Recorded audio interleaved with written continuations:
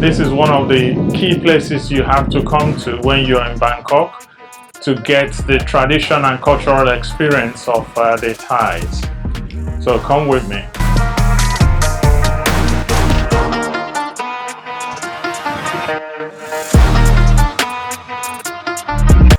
Following the destruction of Ayutthaya by the Burmese in 1767, Wat Chaiwatthanaram was abandoned, looted, and left to decay for over 2 centuries. The Thai Fine Arts Department initiated comprehensive restoration in 1987, completing and reopening the temple to the public in 1992. In 2001, devastating floods submerged the site under nearly 2 meters of water, causing further damage. This prompted a renewed conservation effort. From 2012 to 2024, in a major collaboration funded by the US Ambassador's Fund for Cultural Preservation and supported by the World Monuments Fund, a landmark restoration project took place encompassing the main prang, 4 Meru towers, cloisters, mural repairs, and flood mitigation structures like a protective flood wall. It's simply breathtaking and surreal. I suppose as part of that, having that spiritual connection with the land, with the people, this is probably one of the most due. This is also a UNESCO World Heritage Site. So here, nestled inside the Meru-style chapel at Wat Chaiwatthanaram, one sat a crowned Buddha, serene, golden, and timeless, poised in the earth-touching gesture. This gesture, where the right hand reaches towards the ground, symbolizes the very moment the Buddha called the earth to witness his enlightenment under the Bodhi tree. These statues, 12 in total, were not mere decoration. Placed within the 8 Meru towers that surround the central prang, each one served a precise spiritual function. They were guidance, not of stone walls, but of the Dharma itself, anchoring the temple's sacred geometry in the very form of enlightenment.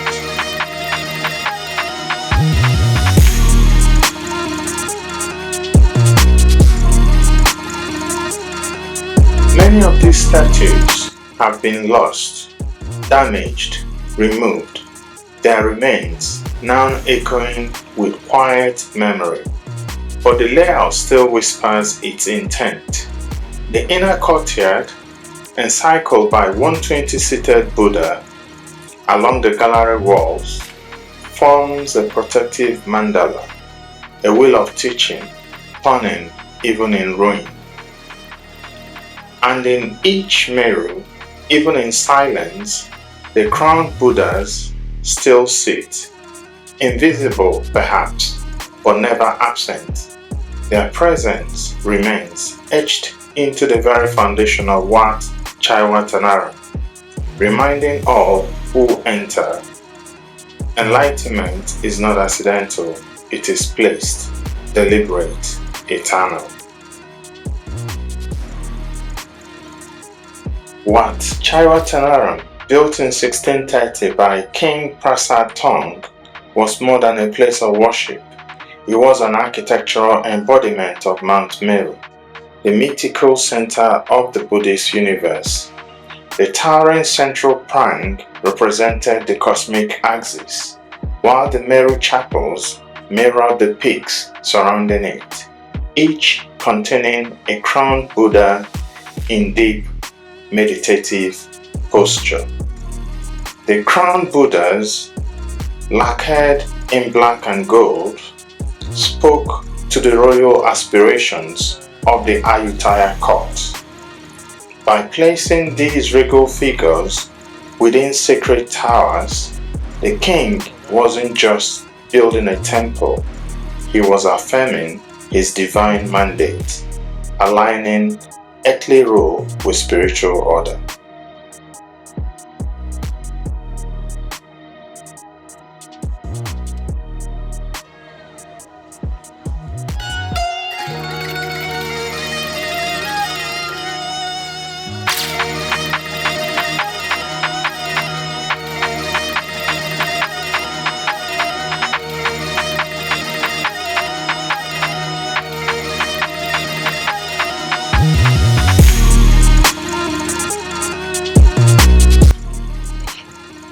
Again, one thing that is common with these spiritual places is the tranquility. I suppose I'm lucky in this case that there's probably very few people here. Typically, this place in the mornings and the evenings will be buzzing with a lot of people. But if you have that rare chance of being able to be here in the absence of everyone else, the one striking thing would be that tranquility and peace. One of those key elements in my perspective if you need a reset in life, or just being able to just admire the beauty, soak in the atmosphere, and unwind from the typical day-to-day hustle and challenges. I always look forward to these temple hops, or finding myself in these peaceful, tranquil places, which is a sharp contrast to the hustle and bustle and the pure energy you find on the streets of Bangkok. So it's always good to take that time out, reflect, rejuvenate, reset.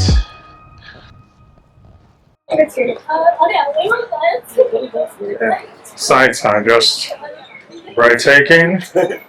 I'm walking towards the monks, hopefully to have some conversations with them. Hopefully they will be able to explain a bit more around here, the temples, and what they do really. So watch this space. Let's see if we can get some action with the monks. A group of monks and monks, we must spend our time mostly for meditation practice and study subjects.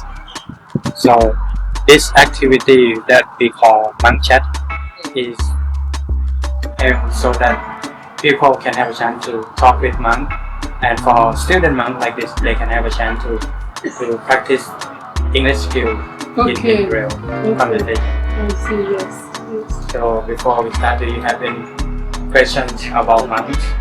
Like, it's okay to skip. If have no question, we can just go straight. Yeah. Please start like your monk friend. Okay. For me, I have been monks at 20 when I was 20, and right now I was 26. Okay. 22. So you've been on the journey for 6 years and you for 2 years. Right. Okay. So what is it like being a monk? What's like being a monk?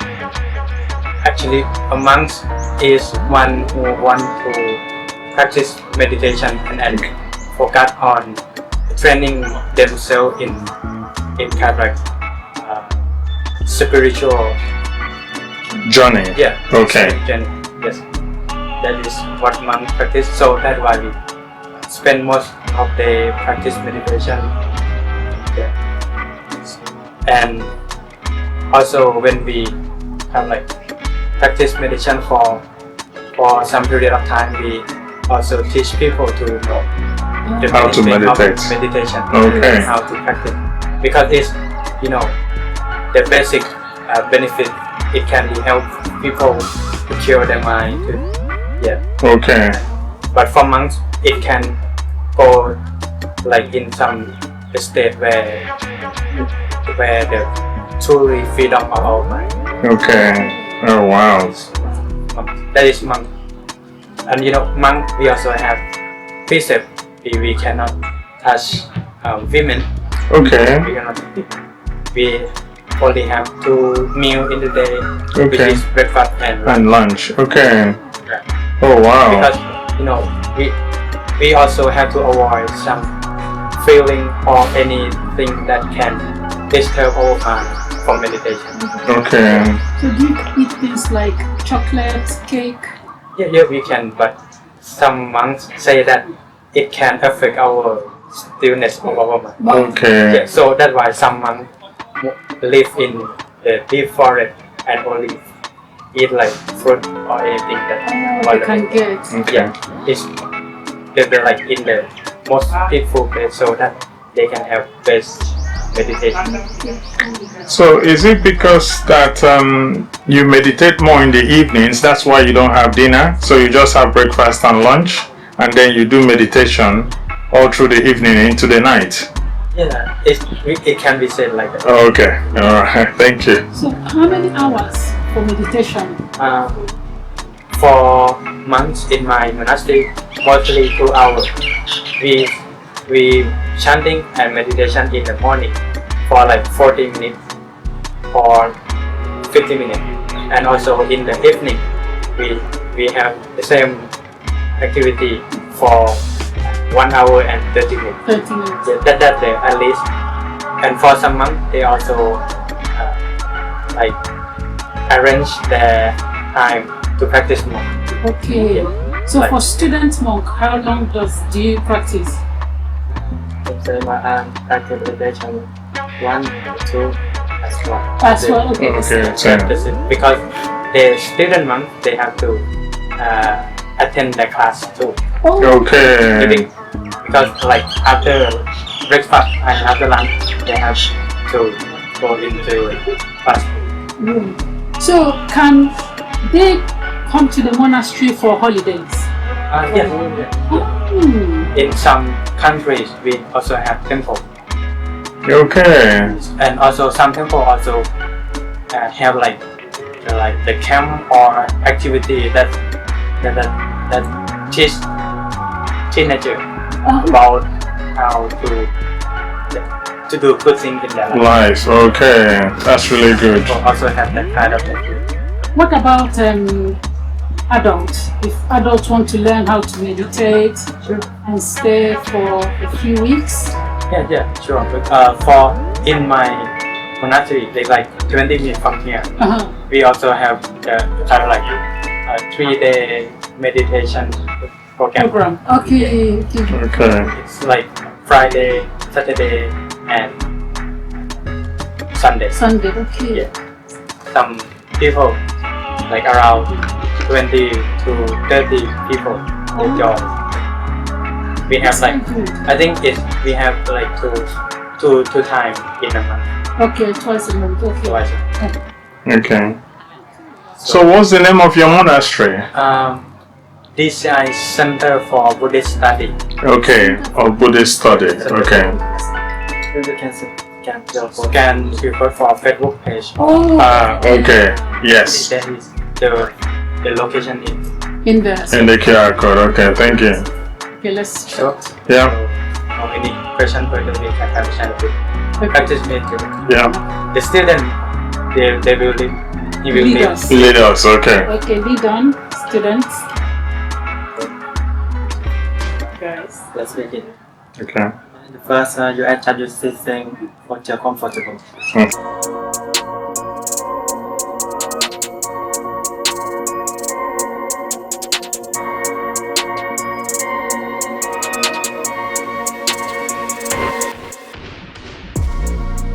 West of the ancient royal palace, nestled amid the ruins of Ayutthaya, stands Wat Lokaya Sutha, literally the temple of the reclining Buddha.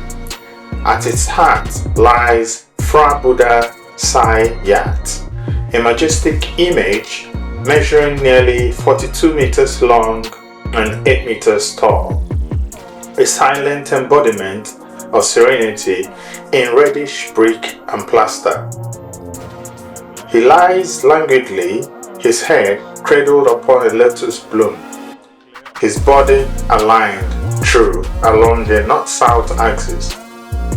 and gazing toward the west, the symbolic direction or passing into nirvana.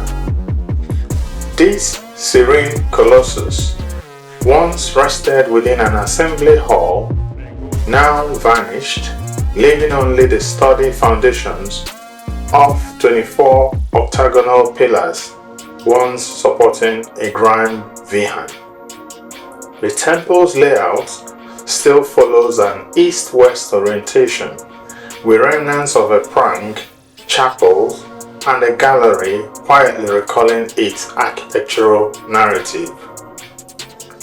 Scholars suggest the temple may date to the early or mid Ayutthaya period, perhaps even the reign of King Intarata I in the early 15th century. Its classic middle Ayutthaya reclining Buddha style, vertical supporting arm, overlapping toes, marks it as distinct from earlier iconographic traditions. Left exposed after the Burmese sacked Ayutthaya in 1767, the statue lay naked for the elements for nearly 20 years, until a modest restoration effort in the 1950s renewed its dignity. Another touch-up followed after the floods of 2011. Today, pilgrims arrive bearing flowers and incense, draping Phra Buddha Sai Yat in saffron cloth, offering gold leaf upon smaller replica images at his feet, gestures of devotion that breathe life into the stone. In ruin stands resilience. Here, time has paused, not in forgetting, but in reverence. Phra Buddha Sai Yat remains, rooted in earth, soaring in spirit, reclining towards enlightenment. So we're standing and looking straight at the Ubosat, the ordination hall. It's situated in the west of the main prang. The Ubosat is a brick structure, approximate width of 14 meters and length of 33 meters, having porches both in front and back. As you can see, only the basic foundation layer has survived.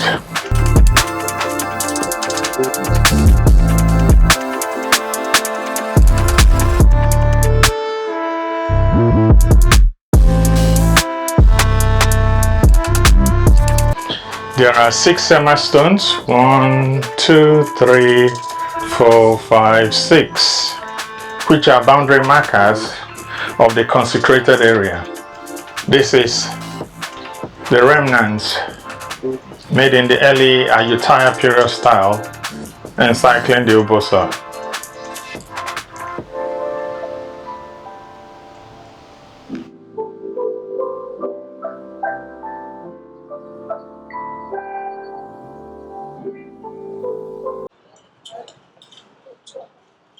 Hi guys, we've just arrived at Wat Maha That, another temple. You will know it famously with the tree that's got the Buddha face in it. There you go. So that's where we're at now. We'll go have a look. Again, it's one of those historical temples worth checking out once you're in Bangkok.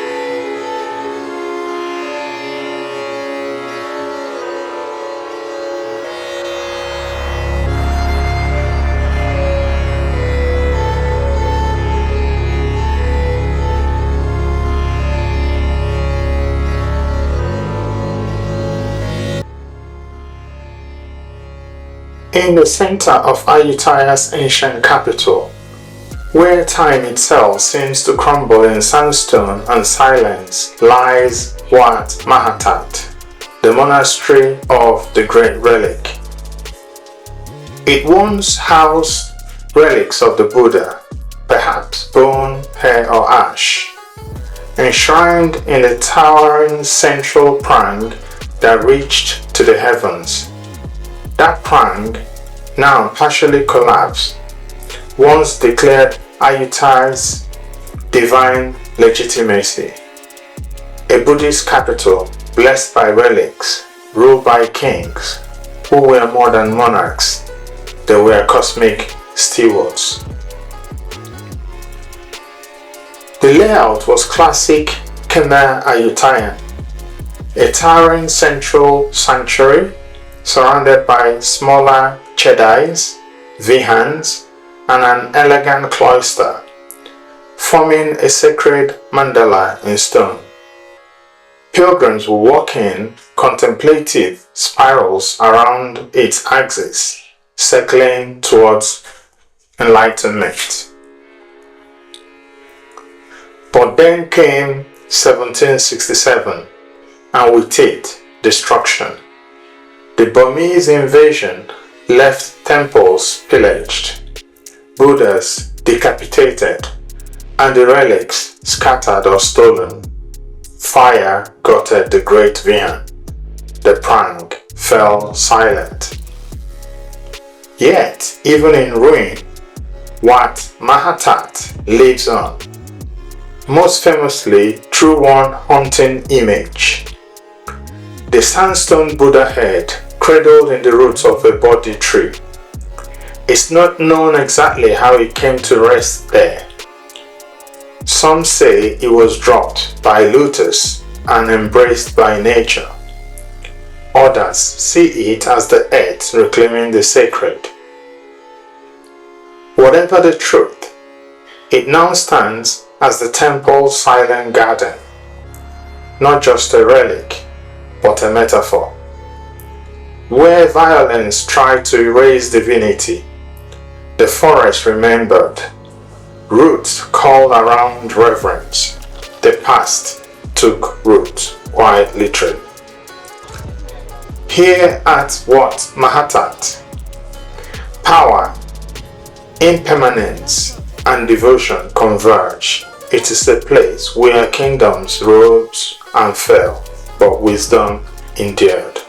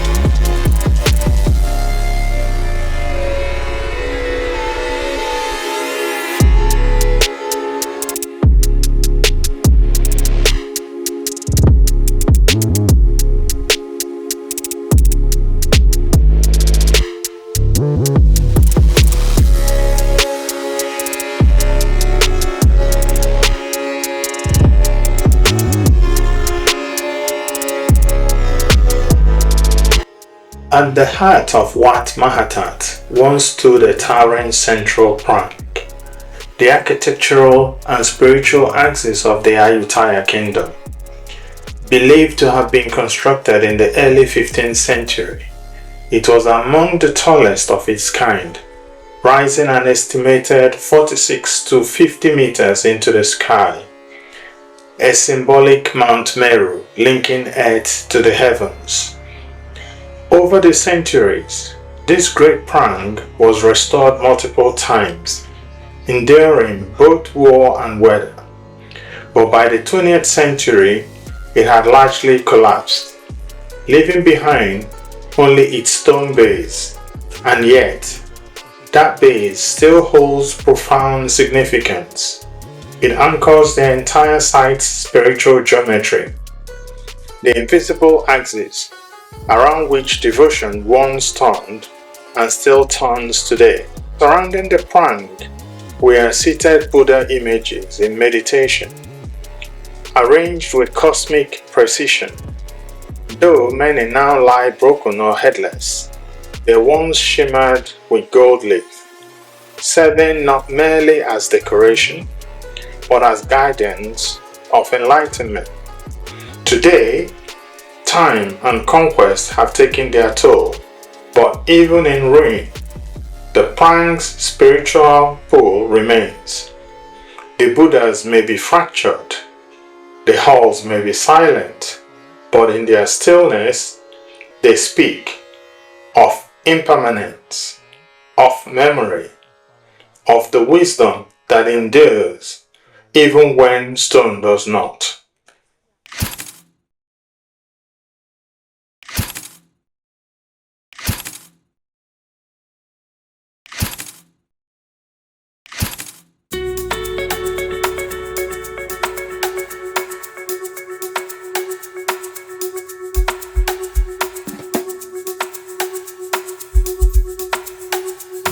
Guys, the bonus point for today's temple hopping is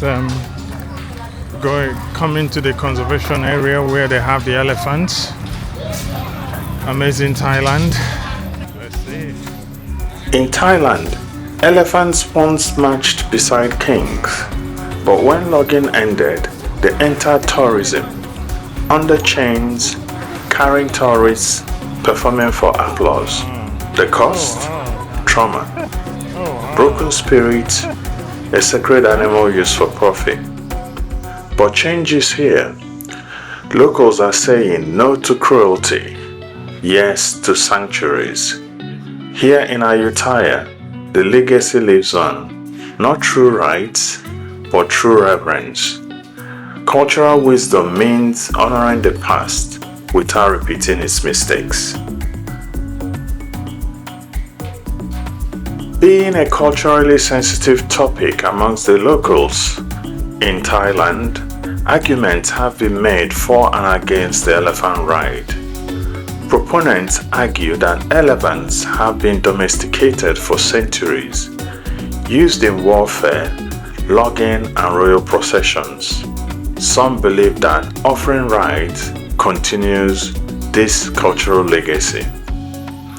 For many Mahouts, tourism is their main source of income.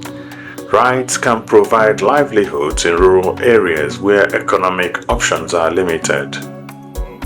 Some operators claim to use gentle training and provide adequate rest, food, and healthcare for elephants. Others argue that in camps regulated by authorities, riding without saddles or with strict load time limits may be less harmful. Some even argue that without tourism, elephants could end up begging on the streets, doing hard labor, or being illegally traded, so tourism offers a more stable environment. On the counterpoint, elephants are not naturally domesticated like horses or dogs. They still require harsh submission methods like fajan to be controlled, especially for rides. Elephant backs are not built to carry heavy loads, especially with wooden or metal benches, leading to long-term spinal and hip damage. Many are kept in isolation, chained for hours, suffer from stereotypic behaviors, signs of stress and PTSD. Some camps that market themselves as ethical still offer rides or use hooks and chains behind the scenes, making it hard to tell what's truly safe for the elephants. Sanctuaries like Elephant Nature Park or Boonlot's Elephant Sanctuary allow for ethical, no-contact observation that supports conservation and community. Bottom line, While some locals still support elephant rides for cultural or economic reasons, the global consensus, including among many Thais, is increasingly aligned with non-riding, observation-based tourism that respects the elephant as a sentient being, not a tool for entertainment. In Thailand, elephant rides once symbolized tradition, but today many are asking, can culture evolve without cruelty? As travelers, we decide what kind of legacy we support.